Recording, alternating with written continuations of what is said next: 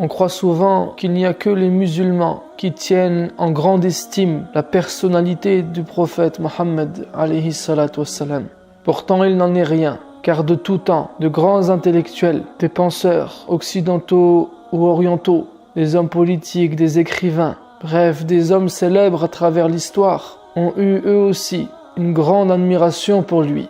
Aujourd'hui, les témoignages qui dominent et qui circulent ne sont pas du tout élogieux à son égard, au contraire. Certains souhaitent salir son honneur pour que la méconnaissance de ce prophète domine les esprits, surtout en Occident, et que dans les pensées populaires, ce soit une image altérée de l'islam et de son prophète qui demeure.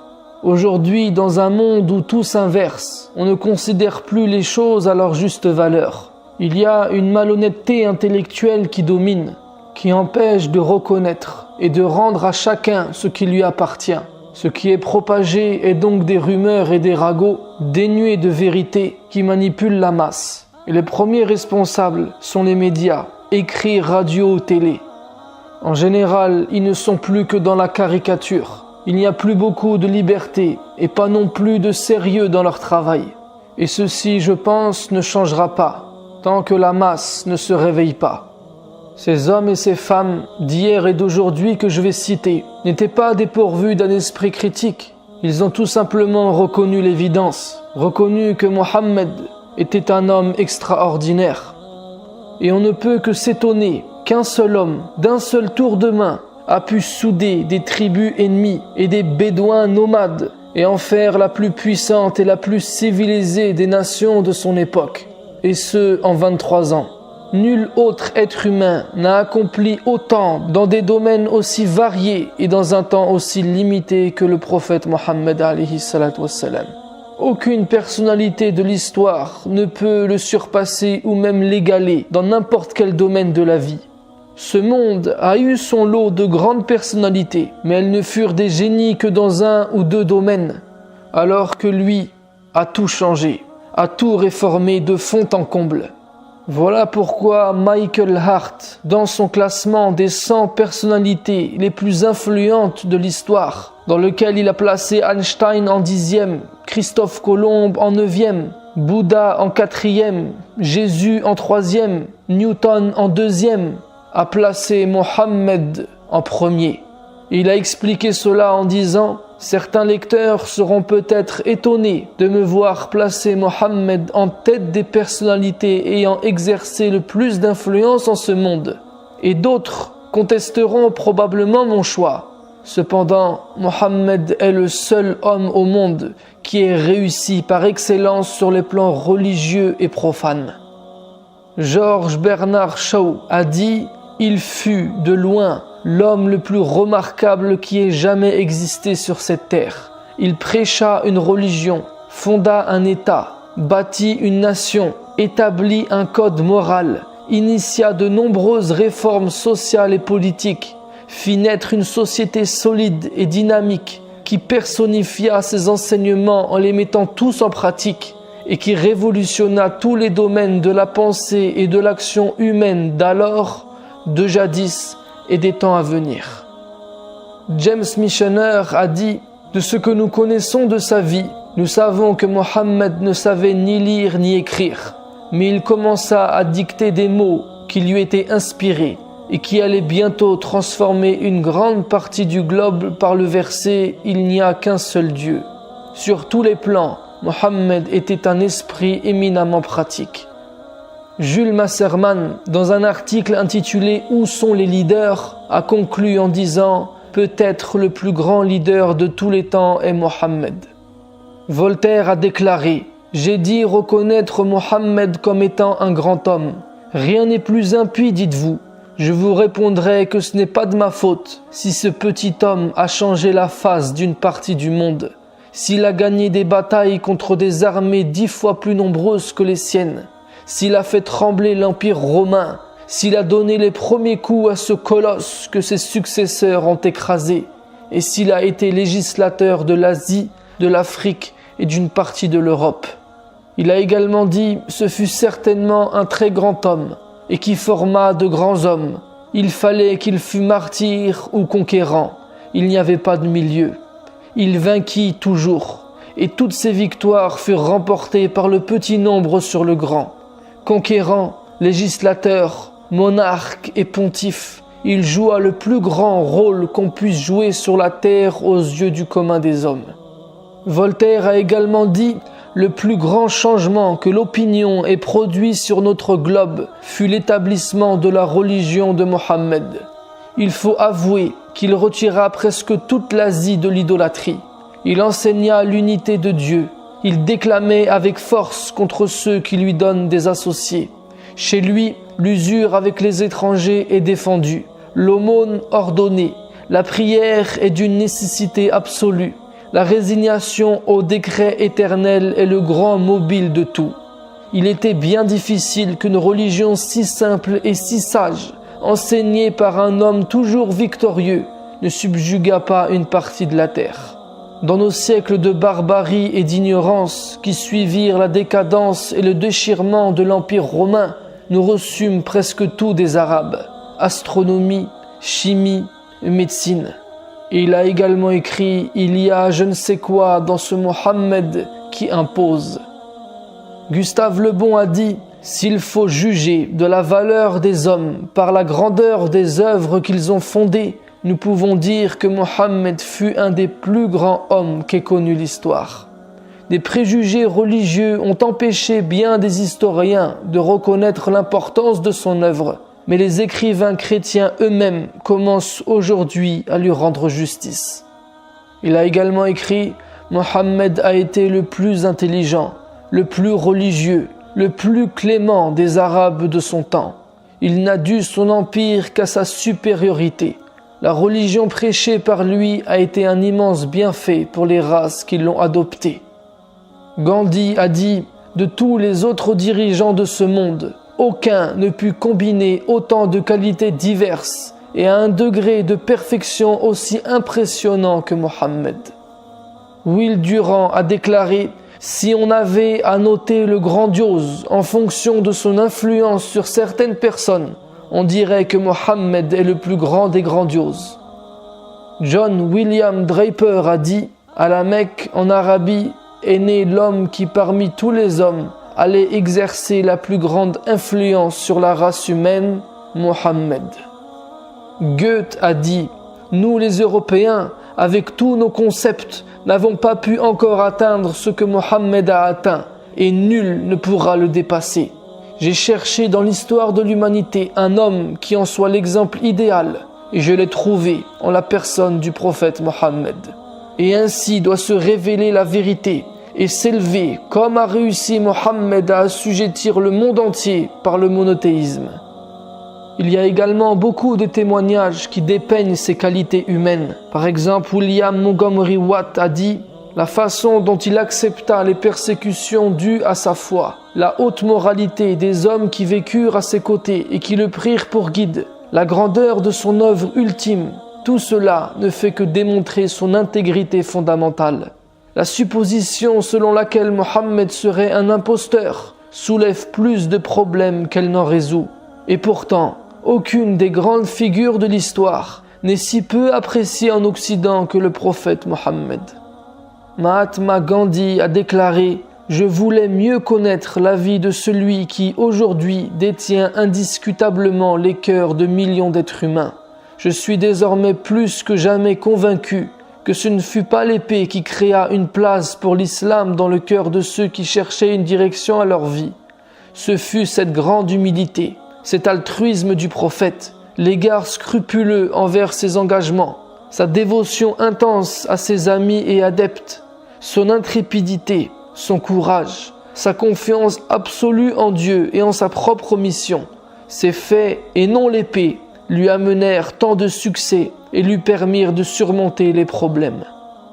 Washington Irving a déclaré « Dans sa conduite privée, il était juste. Il traitait les amis et les étrangers, le riche et le pauvre, le puissant et le faible avec équité et était aimé par le petit peuple pour l'affabilité avec laquelle il les recevait et écoutait leurs doléances.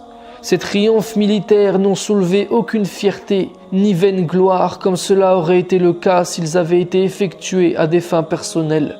Au moment de sa plus grande puissance, il a maintenu la même simplicité, de manière et d'apparence que dans ses jours d'adversité. Aussi, sans que sa souveraineté en soit affectée, il était mécontent lorsque, entrant dans une pièce, un témoignage inhabituel de respect lui était montré.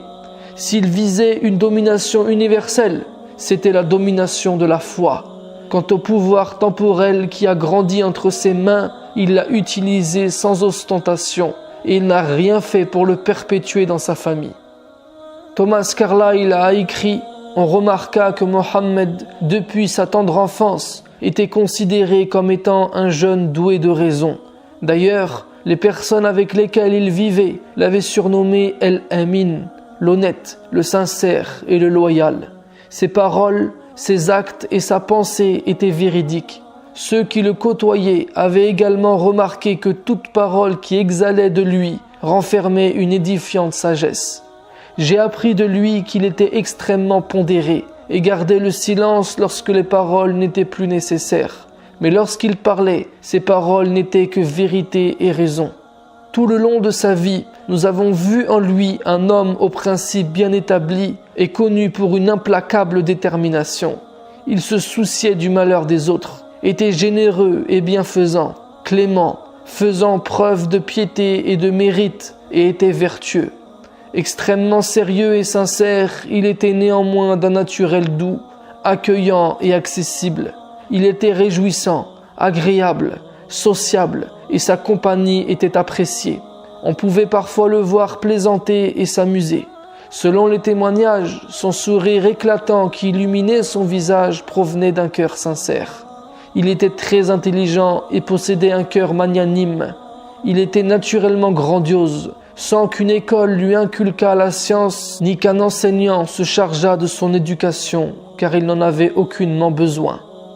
De tout temps, le prophète Mohammed alayhi salatu wassalam a été admiré, que ce soit par ses partisans, ses ennemis, ou juste par des observateurs neutres. Voici quelques témoignages d'hommes et de femmes. Benjamin Smith a dit « Il était César et le pape réunis en un seul être. Mais il était pape sans avoir les prétentions du pape, et César sans avoir les légions de César, sans armée, sans garde du corps, sans palais et sans revenu fixe.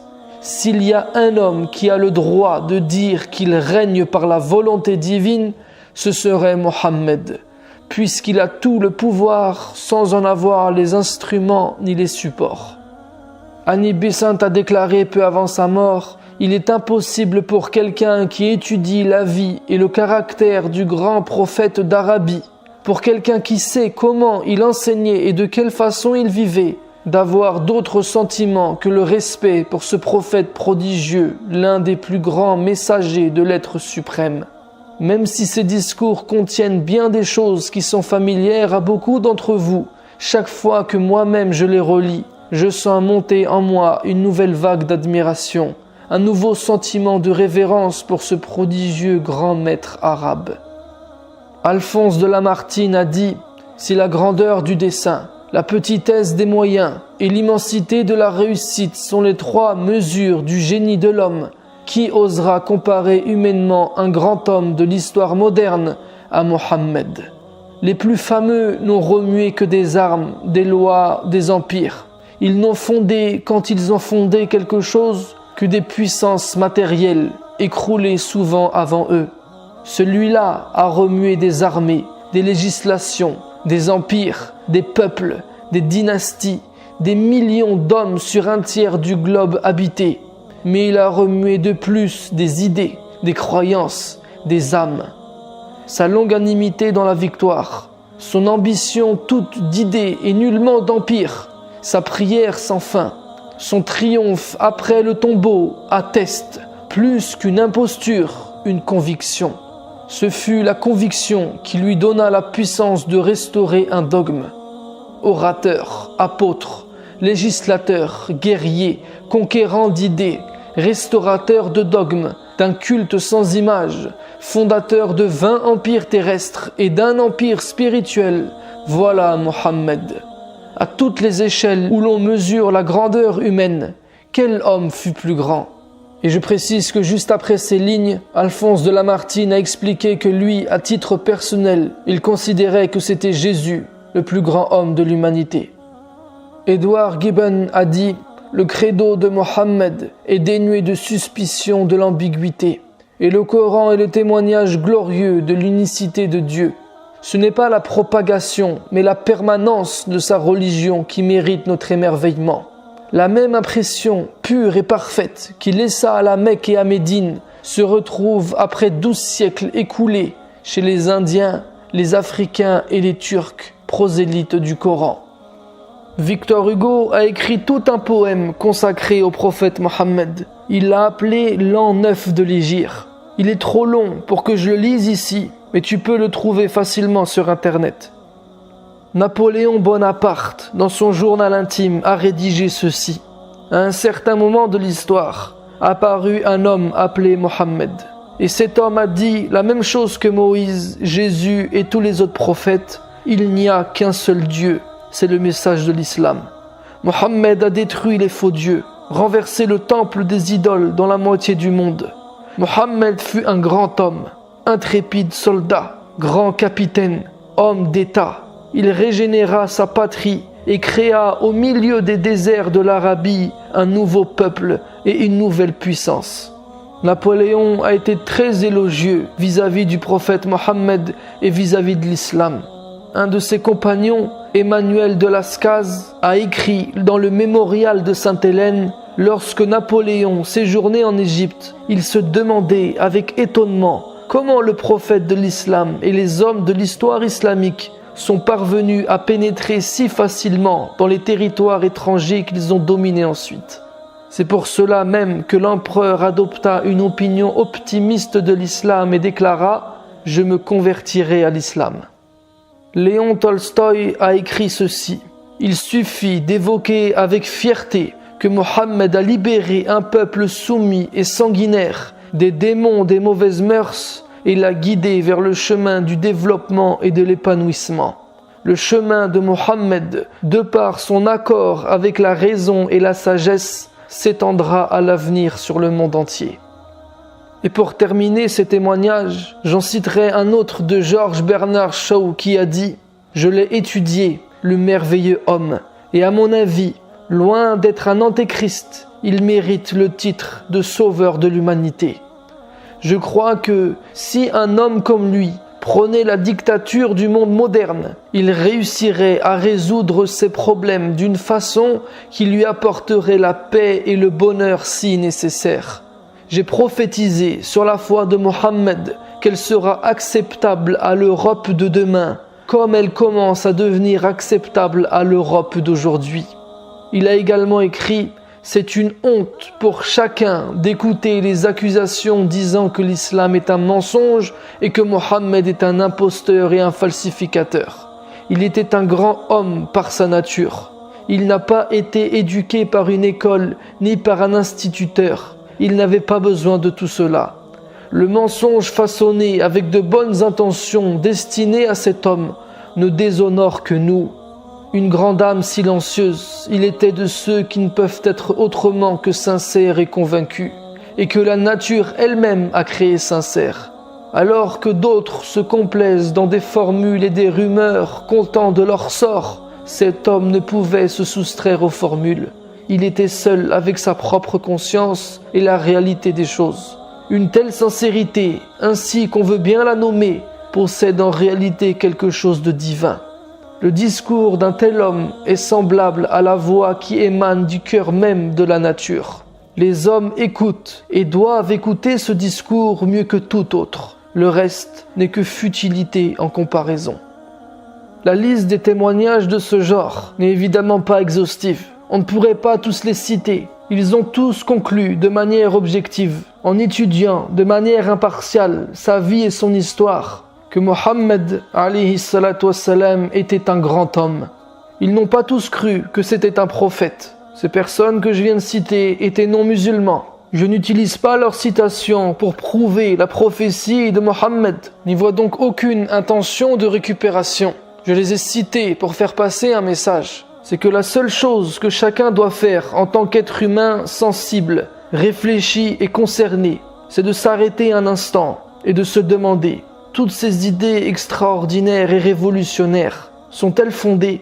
Sont-elles justes? Et si tu considères qu'elles le sont, n'est-il pas temps que tu apprennes à connaître cet homme, que tu cesses d'ignorer ses enseignements? Cela ne te coûtera rien, au contraire. Ça marquera plutôt le début d'une nouvelle ère dans ta vie. Une des choses que m'a appris l'islam, que m'a appris mon prophète, c'est d'être juste, de ne pas tomber dans les amalgames, de ne pas se faire avoir par des raccourcis et des préjugés. Et être juste implique de préserver son esprit critique, de refuser de se faire orienter par qui que ce soit. Et j'ai remarqué, et je pense qu'on l'a tous remarqué, que souvent la vérité dérange. Ceux qui dominent le font à des fins personnelles. Alors ils font tout pour salir ceux et celles qui travaillent pour l'intérêt général. Et c'est ce qu'ils tentent de faire avec celui qu'ils appellent Mahomet. Ils sont même allés jusqu'à falsifier son nom, et pas de manière anodine, puisque Mahomet a le sens inverse de Mohammed. Mohammed est celui à qui on fait des éloges, et Mahomet veut dire tout l'inverse. Et si cet homme dérange, c'est parce qu'il est venu pour réveiller les gens. C'est parce que son message appelle à la révolution, parce que son message est libérateur, loin de toute manipulation. Et comment ne pas être élogieux envers lui, alors qu'Allah lui-même nous a dit, en effet, vous avez dans le prophète un excellent modèle.